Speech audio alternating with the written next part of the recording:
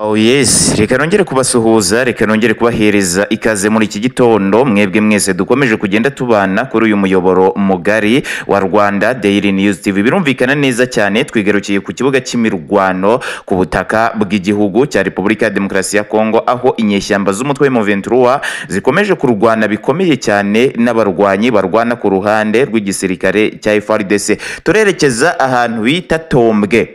Turerekeza Tombwe rwose turebe uburyo byifashe, dore ko hazindukiye ibitero bikomeye cyane. Ariko kandi nituva Tombwe turerekeza ahantu hitwa Warungu naho bikomeje kugenda bikara cyane. Abasirikare ba M23 bakomeje kugenda bahagwa ku buryo bukomeye cyane. Ariko kandi turavuga kuwo bita Perezida Kisekedi Kirombo akomeje kugaba ibitero ku nyeshyamba z'umutwe wa M23 mu gihe bemeranijwe ibiganiro n'uyu mutwe ahangaha muri iki gihugu cya Repubulika ya Demokarasi ya Kongo. Turagera no mu bindi bice, turagera i Bukavu. Babwire ko i Bukavu rwose igisirikare cy'umutwe wa M23 gikomeje kugenda gikubitwa inshuro bikomeye cyane n'iki gisirikare cy'abarundi FDNB ndetse cyane cyane n'abawazarendo. Ni munyemerere aya makuru mbabwiye n'andi menshi ntababwiye tuze tuyagarukaho ku buryo burambuye. Ariko mbanze ngusabe mbere na mbere gukora like, banza urayikinga inkuru rwose, hanyuma ukore subscribe, ikindi usharinge. Ibingibi nubikora amakuru yacu azajya agenda akugeraho 5 kuri 5 nta kabuza. Jewe ukomeje kugenda ubategurira aya makuru, akaba ari nanjye ukomeje kugenda uyabagezaho. Nitwa Mr Kenzo, mbahaye ikaze. Reka duhere ahangaha Tombwe, reka duhere Tombwe rwose. Mbabwire ko Tombwe abasirikare ba M23 bakomeje kugenda bahagwa ku bwinshi. Ubu ngubu tuvugana abarwanyi ba FARDC bararahiye barirenga, ubwo bari kumwe n'ingabo z'abawazarendo, ingabo z'abarundi bavuga ko bagomba guhiga aho inyeshyamba ya M23 iri hose bakayirimburana n'ubutaka. Uwitwa Generali Pacifique Masunzu w'igisirikare cya FARDC uyobora Kivu y'Epfo na Kivu ya Ruguru, uyu nguyu rwose yagarutse mu kazi cyane, aho akomeje kugenda avuga ko inyeshyamba z'umutwe wa M23 batagomba gucana uwaka mu gihe batagomba kurekura ibice byose bafashe byahangaha ku butaka bwa Repubulika ya Demokarasi ya Kongo. Ni mu gihe uwitwa Generali Sultani Makenga wa M23 wewe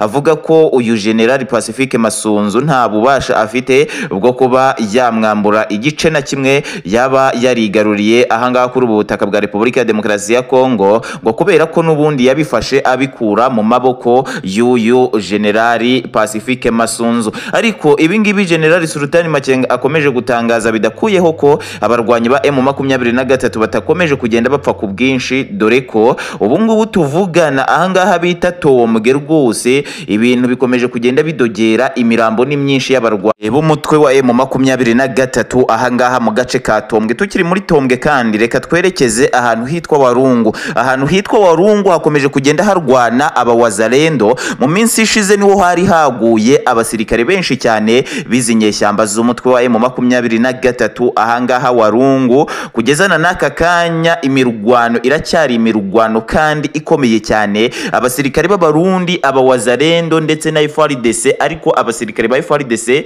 bahari ni bakeya. Ubu tuvugana higanje ingabo z'abawazarendo ndetse n'ingabo z'abarundi FDNB, ariko ibintu bari gukorera iki gisirikare cya M23 ahangaha Warungu nagahoma munwa. Igisirikare cya M23 gikomeje kugenda cirukanka imisozi kirenguranye indi kubera nyine imvura y'amasasu igikomeje kugushwaho n'iki gisirikare cya FARDC ahangaha muri Warungu. Amakuru yo muri Warungu reka tuyaveho, ahubwo tuvuge kuri uyu Perezida Antoine Felix Kisekedi Kirombo. Uyu nguyu wakomeje kugenda akaza ibitero kuri izi nyeshyamba z'umutwe wa M23. Ni mu gihe aba bombi bemeranijwe ibiganiro bigomba kubahuza mu gihugu cya Angola. Perezida Antoine Felix Kisekedi Kirombo uyobora Repubulika ya Demokarasi ya Kongo yatangiye kuvuga ko kuva yakemera ibi biganiro ubu ngubu, kubera ko inyeshyamba z'umutwe wa M23 zizi neza icyo agomba kuzisaba,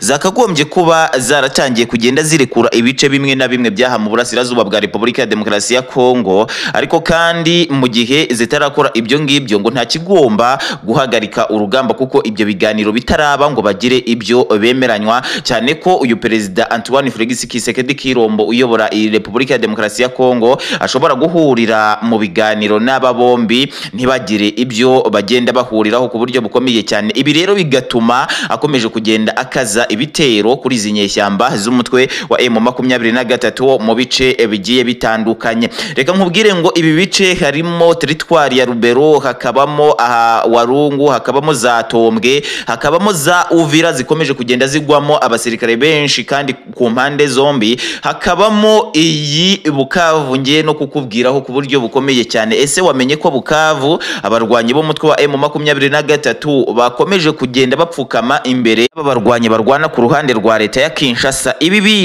bintu rwose nama mbivuga nkavuga ngo iki gisirikare cya FARDC umunsi mwumvise cyakajije ibitero by'umuriro kuri izi nyeshyamba z'umutwe wa M23, ibintu bizaba byabaye bibi cyane. Ariko reka mbanze nkubwire ko Bukavu rwose ubu ngubu ibitero bikomeje kugenda biba ibitero hagati y'izi nyeshyamba z'umutwe wa M23 ndetse n'abarwanyi barwana ku ruhande rw'igisirikare cya FARDC. Reka nsoreze ahangaha amakuru naguteguriye, gusa nkubwire ngo amakuru ya Rwanda Daily News TV nakagaruka, wowe rayikinga ukore ku imitima yanyu muyizamure kabisa nyibone. Ikindi kandi ukore subscribe usharinge kugira ngo amakuru yacu azira igihuha akomeze kugenda akugeraho 5 kuri 5. Ugiye mukomeje kugenda mubana kuri uyu muyoboro mugari wa Rwanda Daily News TV. Nitwa Mr Kenzo, ndabashimiye.